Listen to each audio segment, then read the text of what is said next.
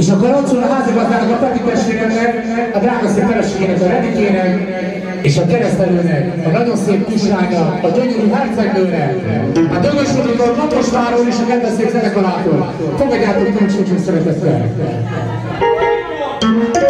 És ez még egyszer a Petinek szól. Te valahogyan el kell döntened, mennyit is ér az életeket. Az életünk már mégis kapható, sajnos ezt még én nem tudhatom. Meg mindig csak a jóról álmodom, eljössz hozzám a tett szép napon. Az arcolomát látom a remény csolyszám, a boldogságos mindig tudni ki.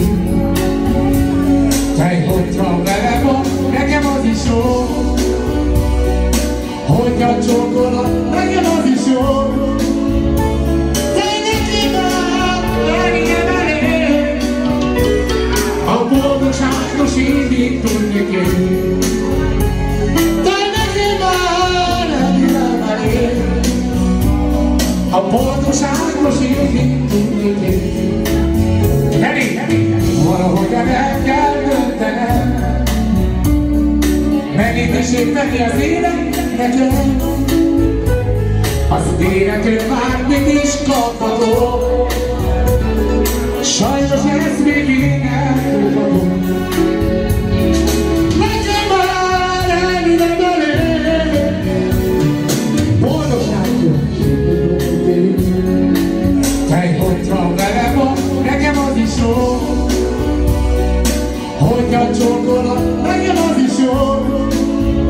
Te neki már engem elég, a boldogságos mindig tudni kell. Te neki már engem elég, a boldogságos mindig tudni kell. Valahogyan el kell döntenem, mennyit is ér neki az élet nekem.